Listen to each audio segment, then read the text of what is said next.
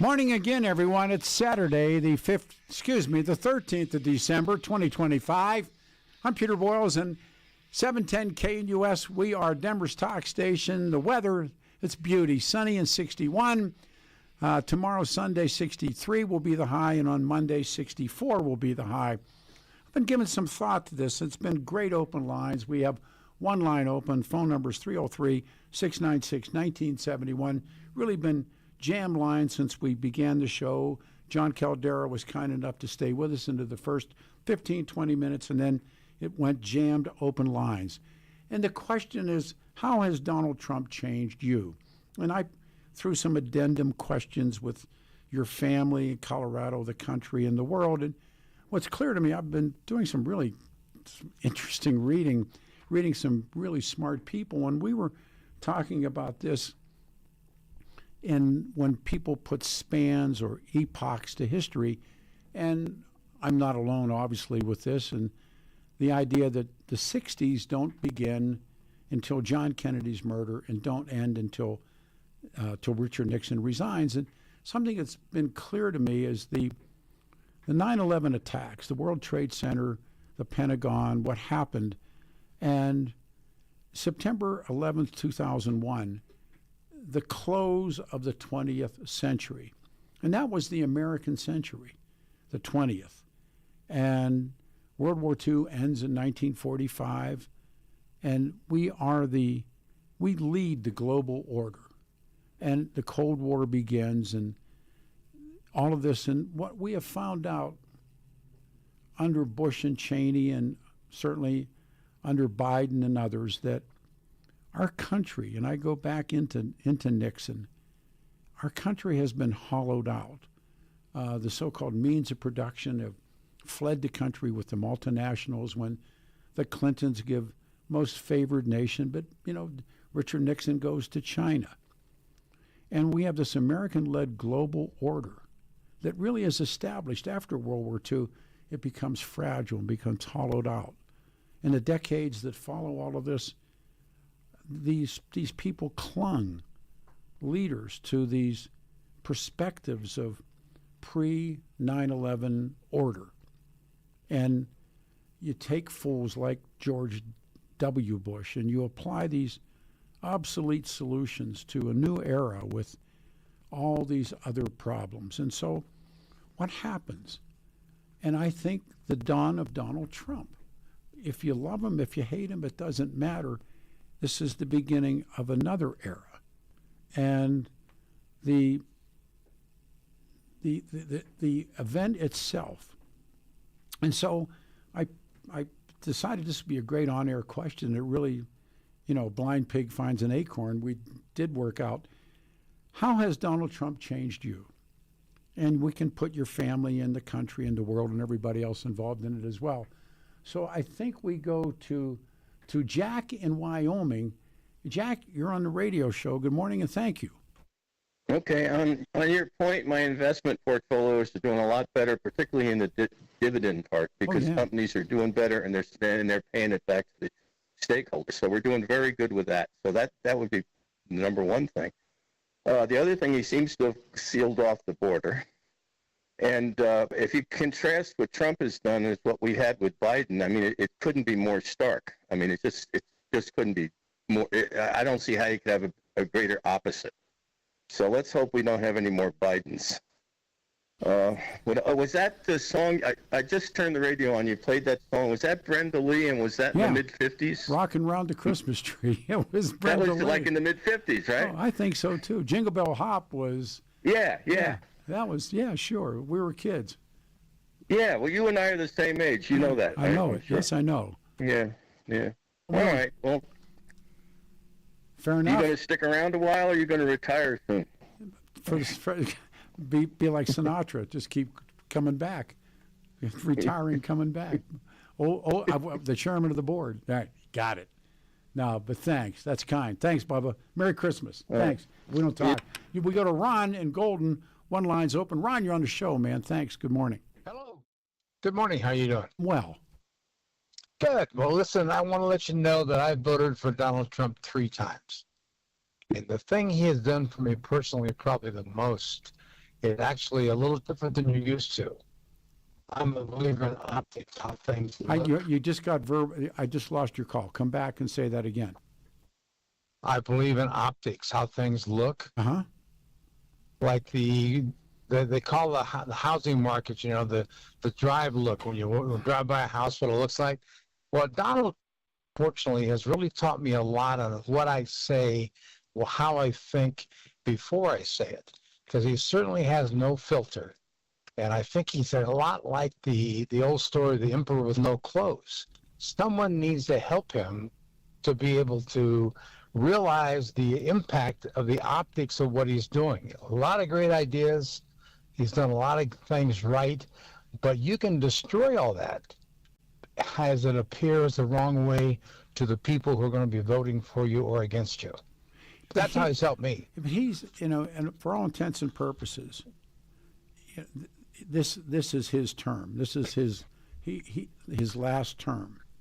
He has 3 years ahead of him here, give or take.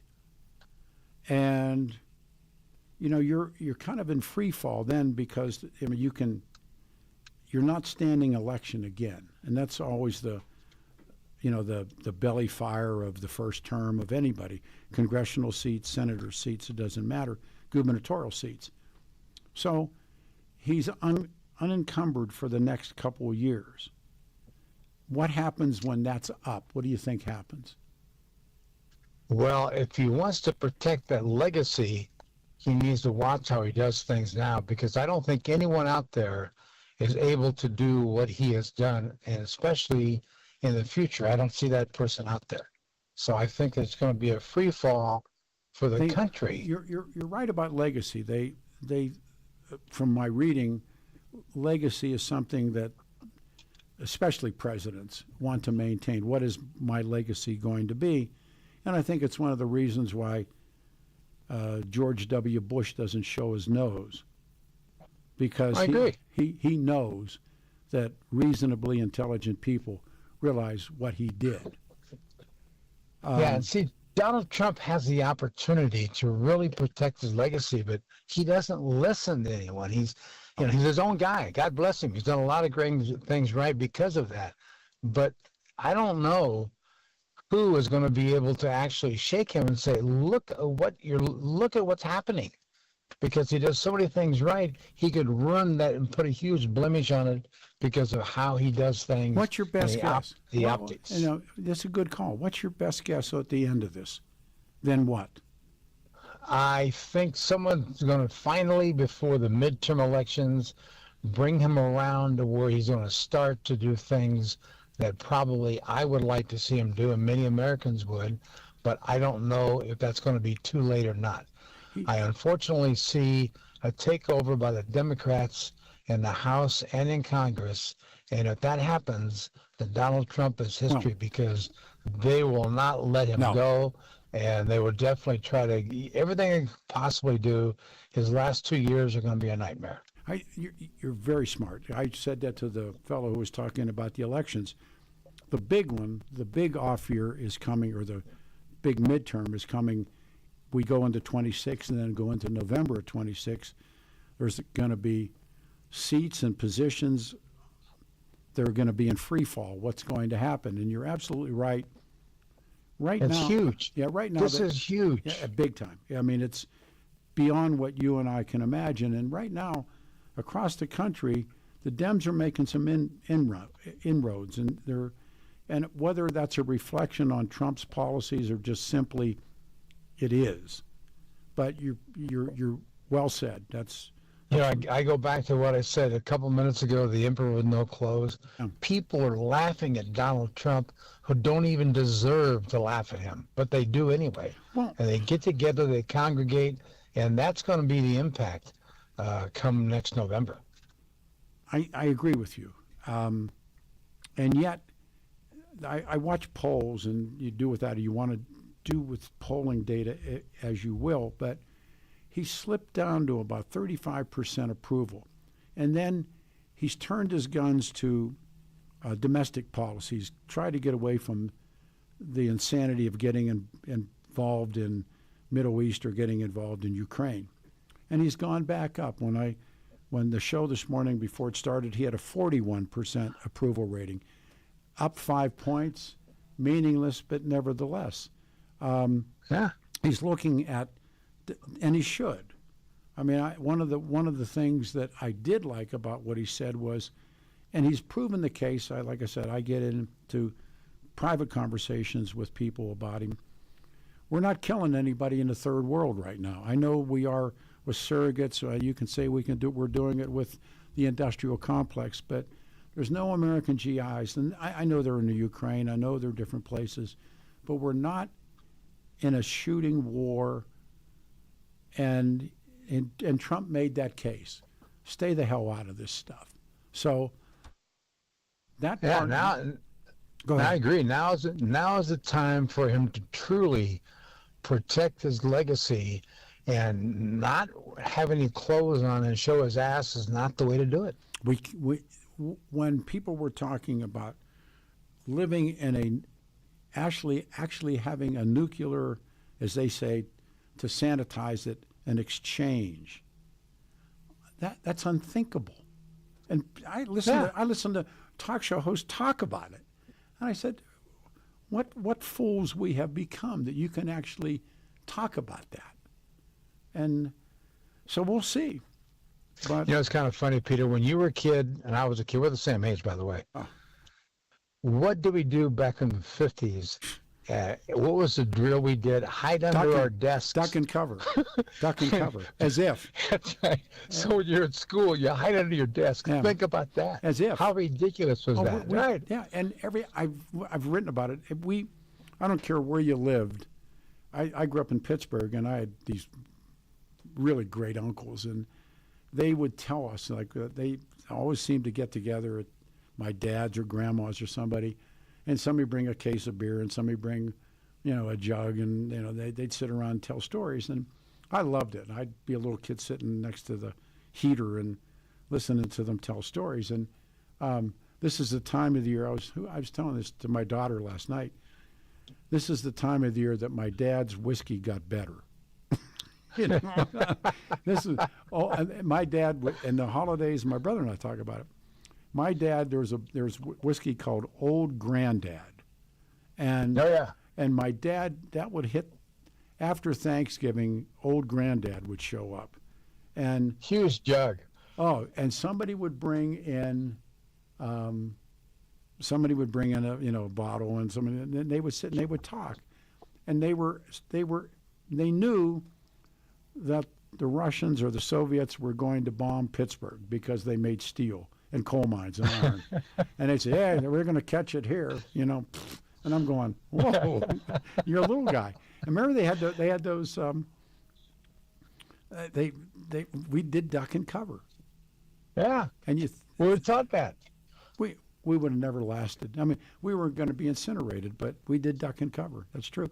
I'm reading a book now called The Devil Reaching to the Sky, and it's all these vignettes about when they create the atomic bomb and who's involved, and then in the end when Oppenheimer goes in to see Harry Truman. Oof, that's brutal. Oh, man. That's brutal. How bad. He turned them out. I'll let you go, but I want to give you one last thought, if I may. Thank you. I don't have the power like you do. Talk to Donald Trump, man. Call him today. Get him straightened out. Sure. Hey, you take care. Thanks. Take care. I got to jump to Marie. Hey, Marie, thanks and welcome back. And you're on the show. Good morning. Good morning, Peter. Well, I want to disagree with you about the 60s. Okay. I say the 60s started with the Kennedy inauguration, and it ended when Nixon won a second term. Fair enough. I mean, yeah. And there were lots of things already happening in the 50s. One of the things that was happening was the civil rights movement, and there were a lot of brave young African American students who they desegregated Woolworths. And you're right. And then when Kennedy, and that's my time. I'm a little bit older than you. But when Kennedy, his inaugural speech, born in this century, tempered by a bitter peace and then, Yeah. war and all of that. And I think that between 61 and 63 was kind of a golden time. And I'm not... That's Camelot. That's Camelot.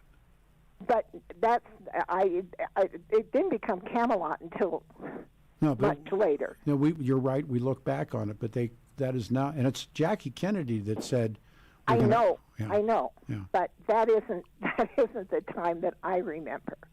Well, I remember when he said when he didn't go into Cuba with the Bay of Pigs, and I have friends who had a brother. I have a friend whose brother-in-law was part of the group that started the invasion in Cuba and waited for the planes to go over, and they never went. No, they never did. And she never they never forgave Kennedy for that. May have gotten him killed. The anger, I don't know. I wouldn't be surprised. But then he grew more in office than a lot of presidents do. He was not for civil rights initially. No, and he wasn't. No, and his father wasn't, and he wasn't, and RFK wasn't. No, not at all. But the last summer of '63, he had changed so much, and he did then finally support the civil rights legislation. And you remember who told him not to was? Yeah, RFK. Yeah. And Lyndon Johnson and his father. Yeah, they needed the South to win. Yeah, that's because it's when people think about Eisenhower, but it was Eisenhower that was it Orville Faubus? I think was in Arkansas, and he took on Orville Faubus, and he took on and he sent the 82nd Airborne. I know, and they went, and I know. No, I mean your points are well taken. History is interpretive, and so I know you're as right as I am. And then, but Kennedy, then he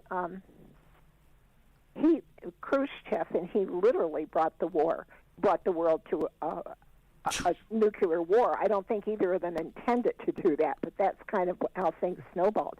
And they signed a test ban treaty that summer. It cost him both.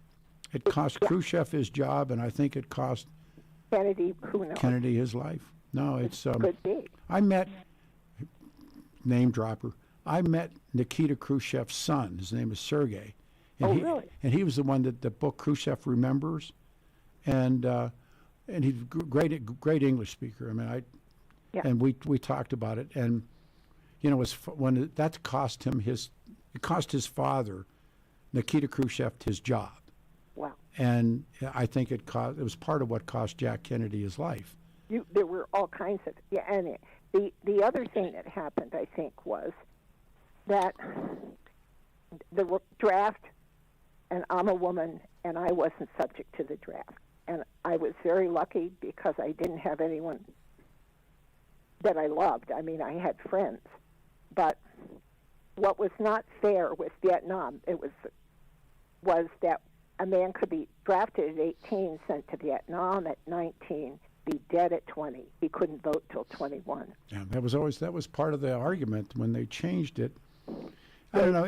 That was such an epoch period. I got my music. Hey, Marie, if I don't talk to you, Merry Christmas. I hope I do. Thank you. There's 2 lines open. That's rare this morning. It's Saturday, and I'm Peter Boyles. How has Donald Trump changed you? 710 KNUS. Hang on.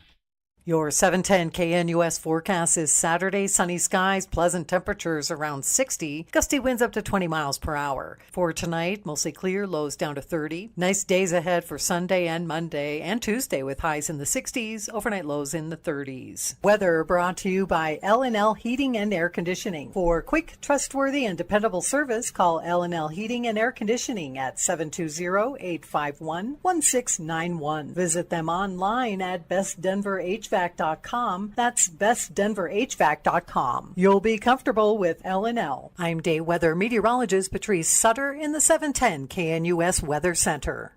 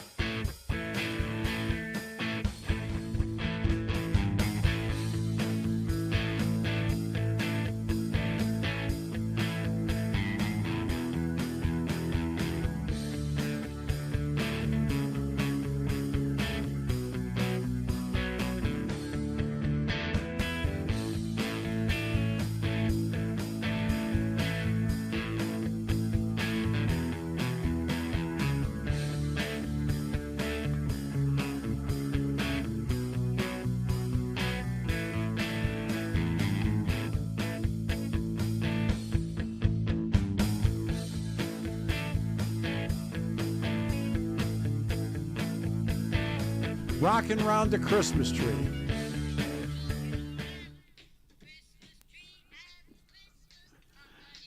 Can't love it enough. It's a Saturday, December the 13th, 2025. I'm Peter Boyle, 710 KNUS, Denver's talk station. We have one line open, 303-696-1971. It's going to be 61 for a high today. If I didn't have the end of this cold, I'd be on a motorcycle today. 63 on Sunday, 64 on Monday, 303-696-1971. And the question of the morning, and it's really been, I think, great talk radio, is how has Donald Trump changed you? And we can add to that your family and the state and the country and the world. And in fact, we had some good calls and good text messaging on how it's split up families. And Donald Trump has caused problems internally for families. So anyhow, we have one line open. Be honest, buying winter sports equipment can be overwhelming. You need to trust the true experts, not kids on temporary holiday jobs.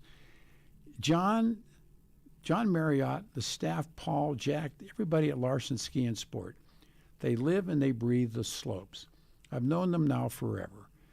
They will walk you through the huge selection of skis, snowboards, jackets from name brands, all the stuff that you want. Now remember this, bump, hit the microphone. When you have kids and grandkids, make sure you rent. And the reason that you rent is next year they're going to be too big for the skis and everything, or the snowboards or the boots or everything. So your bindings are, make sure your boots fit right. Your bindings are safe.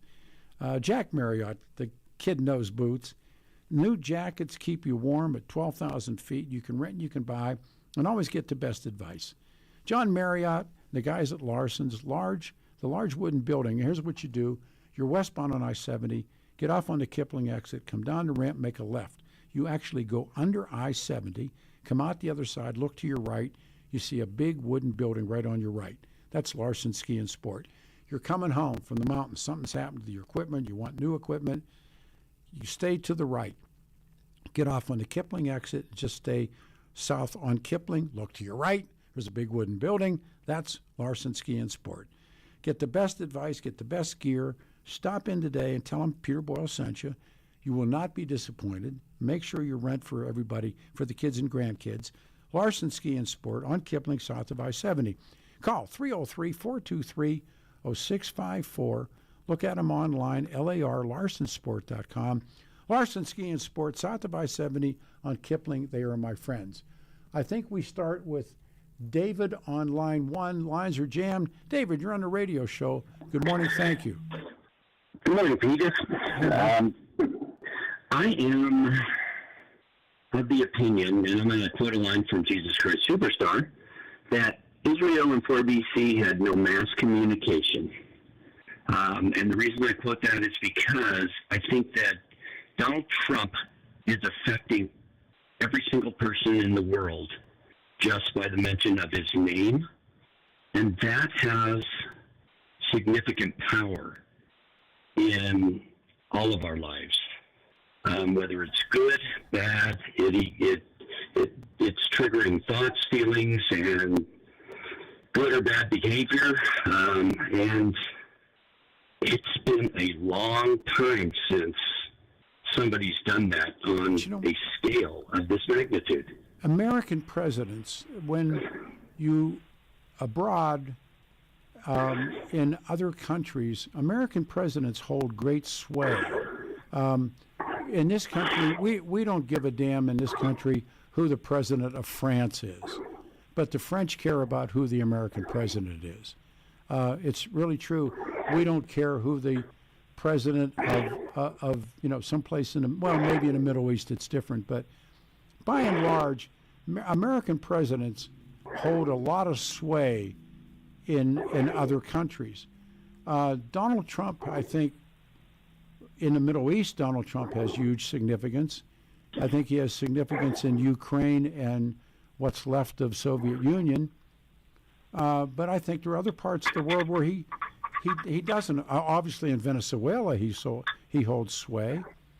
Mexico, he holds sway. But When you say the whole world, perhaps not. I no, and the reason part of my reasoning on this is because headlines do not, and I look at things like Russian news and I do too. BBC and stuff like that, and it's awesome. But the headlines have gone away from U.S.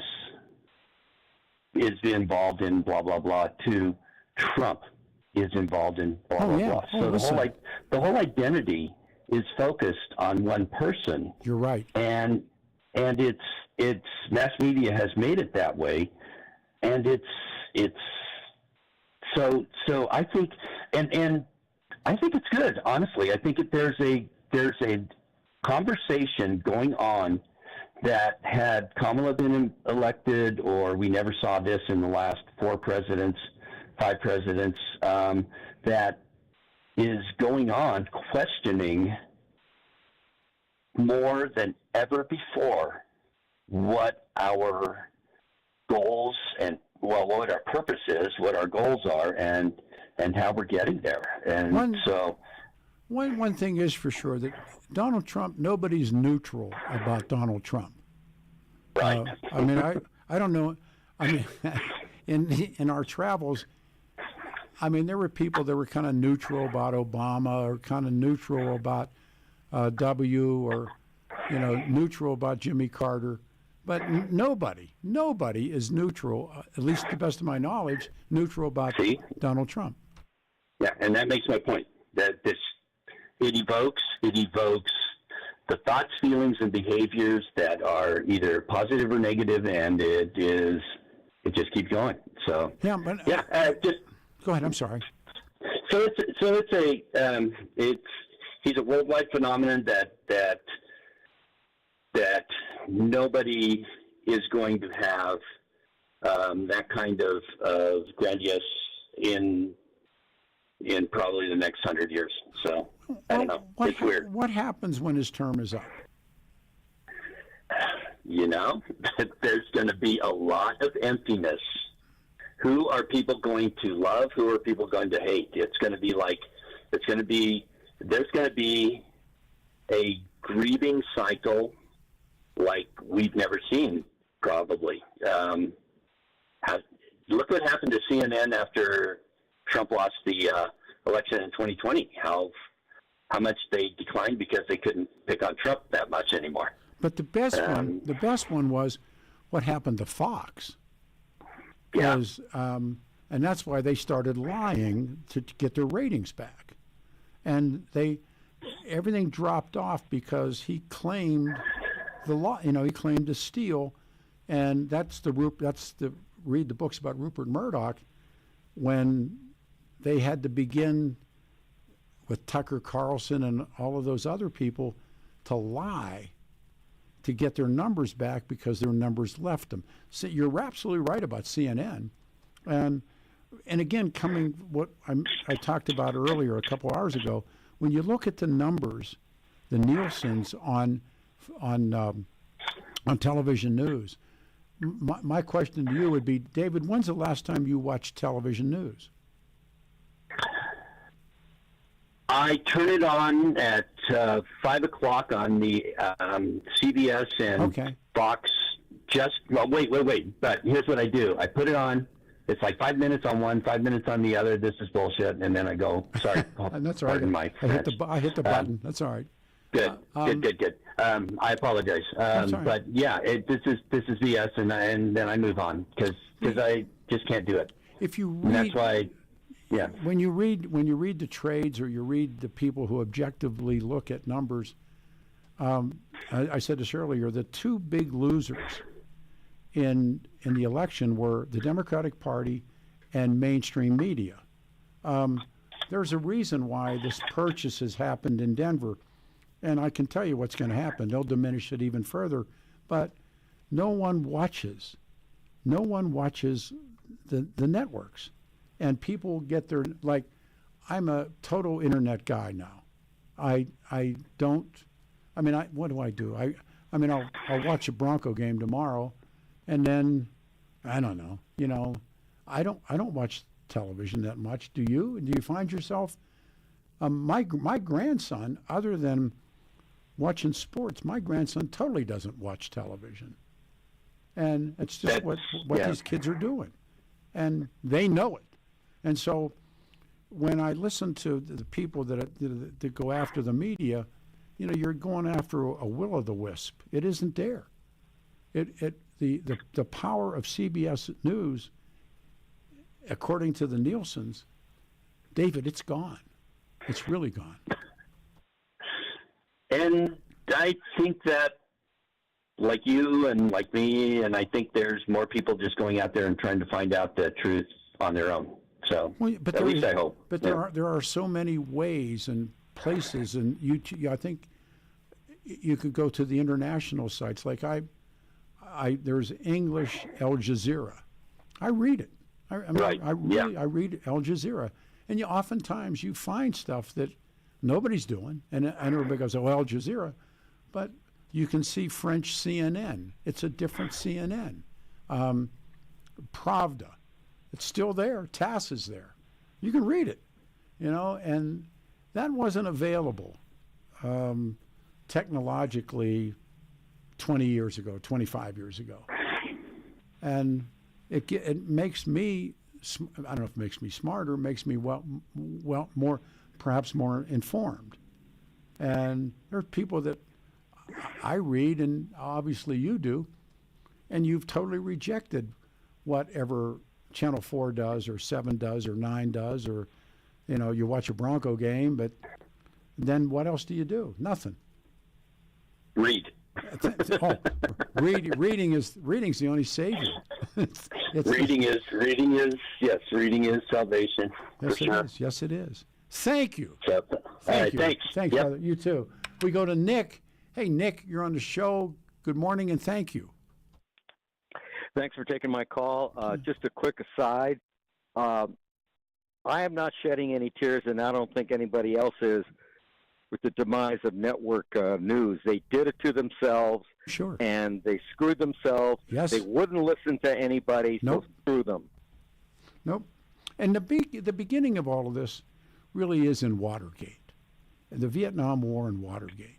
And Woodward and Bernstein, when they expose, and the New York Times jumps in, the Washington Post jumps in, and then the days of the reporters of the Second World War, who really did look the other way more times than not, and it's been chronicled in electric media, so-called radio. At that time, was radio and movies. American people never saw a dead GI until Tarawa, and they saw Marines in the surf. Up until then, that was taken from them, or, as I mentioned before, the newsmen, and they were men, and by and large they were white men, and they stayed in the train cars on the siding, playing poker and drinking whiskey, while FDR went to see his mistress. They never reported him. They didn't report Jack Kennedy.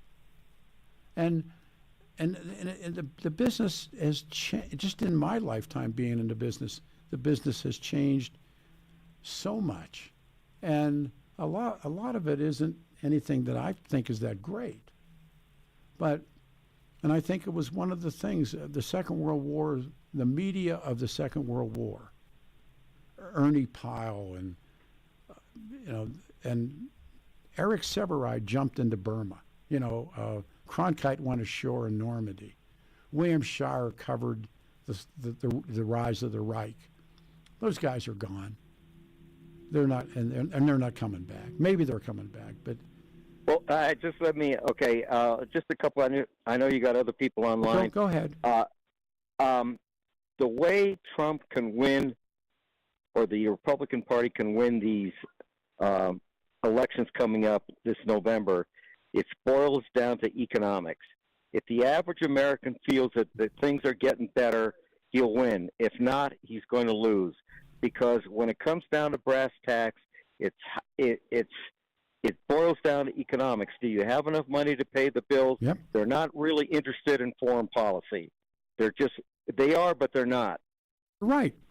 People vote their wallets. People vote their wallets. And what I'd like to see, because there's so much economic illiteracy in this country, is for somebody in the Republican administration have a talk 15 minutes a week and explain basic economics to them and explain to people why certain things have to be done to turn the economy around. Number one, you can't keep spending money you don't have. Yep. You just don't have it. I agree. Eventually, the piper wants to get paid. And will. And that's how Germany collapsed in 1923. That's how Hitler came to power. It was because the economic collapse was complete. Well thought out. Very smart call, Nick. Thank you very much for your time. Thank you. All right, everybody. If you were calling, you got a busy, jump now. 303-696-1971. 303-696-1971. How has Donald Trump changed you? 710 KNUS.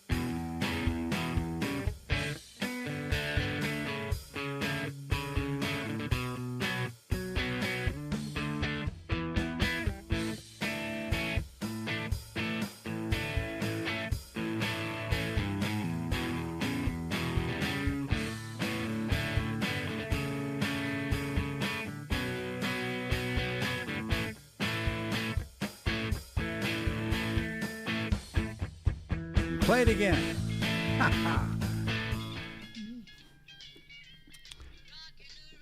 Saturday morning, everyone, December the 13th, 2025, 710 KNUS. For the first time, we got two lines open, 303-696-1971. If you were getting a busy signal, jump now, 303-696-1971. 61 and sunny, 63 tomorrow, and 64 on Monday. How has Donald Trump changed you? Go to the phones. Pete in Palmer Lake, one of my favorite places. Hey, Pete, you're on the show, and good morning. Morning, Peter. Brother. Great subject as usual. Let me kind of give you my my theory about what's going on here. Is first of all, I think what he's changed personally is my realization that the Democrat and the Republican parties, for the most part, prior to him, were one party. The Uniparty. I think they were very much driven by money, and what I think he's done is he's come out and basically drawn a line in the sand and said, you're either pro-American or you're one of these world government types of people. He's also shown a light on the deep state and some of the corruption and how this corruption has affected the average American. You don't have to be a fan of him, but you have to realize how much he's changed the dynamic of politics in this country. No, that's obviously obvious throughout the morning of phone calls that no one, this is the fourth time I've said it, do you know anybody that's neutral about Donald Trump? You can't be. He forces you to choose a side. And I think what he's done is he's played into the polarization of America. And I'm not happy that America's polarized, but I'm happy that he's drawn a distinction between the two sides that are polarized. If you think that boys can go into girls' bathrooms and that it's okay to chemically castrate kids, you're on one side of the aisle, and normal people are on the other side of the aisle. And that's just a small fragment of what he's done. I think he's been brilliant about bringing trillions of dollars back into the economy. I wouldn't bet against this guy because I think two things are going to happen next year. The economy is going to boom. You're going to start seeing some of his economic policies work. And I also think that the psyche of the American people is going to be shocked when you realize that that as we speak, there's currently grand juries convening about some of the corruption that has gone out. I think you want to change the dynamic of this country, start exposing people in high places, and start exposing how the Americans have gotten screwed throughout the years. And I think he walks away with this midterms. It's real interesting when in conversations with people, and I test drive radio shows. Believe it or not, and I'm sure you do, that you run some things out on people and see, what comes back. And one of the things I've asked people that I respect is, do you think you know the names, the true people who have run this country, say, for the last 50 years? Do you think you know their names? Do you think you know who they are? Or do you think it's who was presented to you? I think we know their surrogates. I don't think we know them. Yeah. But I'm not a conspiracy theorist, but I think that there's probably a Bilderberg group. I think there's probably an Illuminati. I think these people have, throughout the years, have pulled the strings probably from about World War I on. I mean, when you look at Woodrow Wilson and who his cabinet, they were all elitists. He didn't believe in the ability for the average American to make decisions for themselves. He surrounded himself with these powerful elite academics, and I think it's been that was a reset then, but I think there's another reset coming. I don't know what it looks like. It's interesting. But it's interesting you choose Wilson because I choose Wilson. That the arrival of the Federal Reserve, the draft, the income tax, America going abroad in the First World War. Those are all Woodrow Wilson. I think not only that, but I think it was also the start of an American bureaucracy. where you had unelected officials kind of making policy and implementing policy. The Federal Reserve. Yes. I'm a Jeffersonian as a reader of Jefferson, and Jefferson, we've talked about this before, Jefferson had 3 warnings. He said, no national church, because he watched what happened with Church of England, Church of Rome. Don't establish a national church. Number 2, don't establish a national bank, because he was witnessing Europe, and that's the Federal Reserve. And he also was fearful of a standing army because he was watching Europe. And those were Jefferson's warnings. Yeah, we now pretty have, brilliant man. Oh, Hey, Peter, you brought up something really interesting when you were talking about the nuclear crisis that some of these people are advocating for. Have you ever read anything about the Cuban Missile Crisis? Oh, a lot about it. Well, how about how Curtis LeMay and some of the Joint Chiefs of Staff wanted to actually exchange nukes with the Soviets? No, they wanted to. They wanted to first strike. Exactly. I mean, I was never a Kennedy fan up until I read about that and how he and his brother Robert were like, I can't imagine the pressure they were under. But to actually have guys on your own side advising you that said, hey, let's do this. There's a story, David Halberstam, who I met David Halberstam. It's a big moment for me. But he wrote The Best and the Brightest, and he wrote, all the David Halberstam books. And he tells a story in The Best and the Brightest, and they're in the room. I mean, there's, as you mentioned, there's LeMay, and it's Robert McNamara. They're in the room and they're talking about what they're going to do, and they bring in this, and it's been a long time since I read it, but this Marine full colonel, and there's no PowerPoint back then, but he has an easel with layovers, and he starts out and he's briefing them. This is the cabinet. These are the guys ready to go. Lyndon Johnson's in the room, and he starts out and he has a map of the United States, and they're looking at him, and then the colonel, he flips the leaf, and it comes over, and Cuba stretches from about maybe Harrisburg, Pennsylvania, to almost Chicago. And they don't realize how big Cuba is. Cuba's big. And they look at that, and then someone asks the purpose of it, and then he flips the next leaf, and the leaf is about where, like Gary, Indiana. And the president said, Colonel, what's that? And he said, that's Tarawa. Oh, yeah. And he was making the case that you try this. And of course, the Castros, they all knew they were coming because the place was a sieve, and they were telling everybody about everything, and they knew they were coming.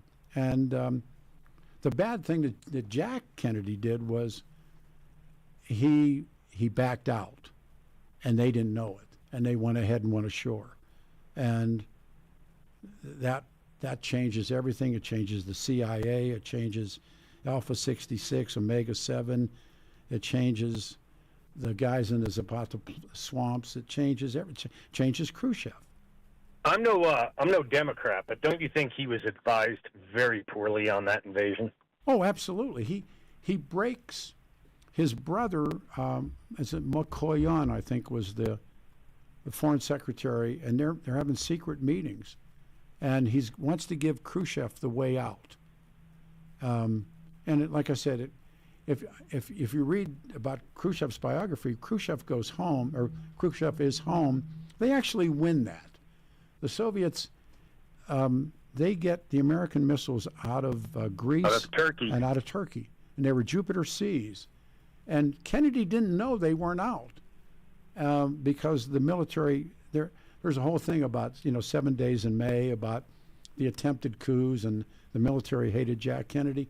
There's some evidence that was true, and he did not know because he had mandated the missiles to be removed, and they hadn't been.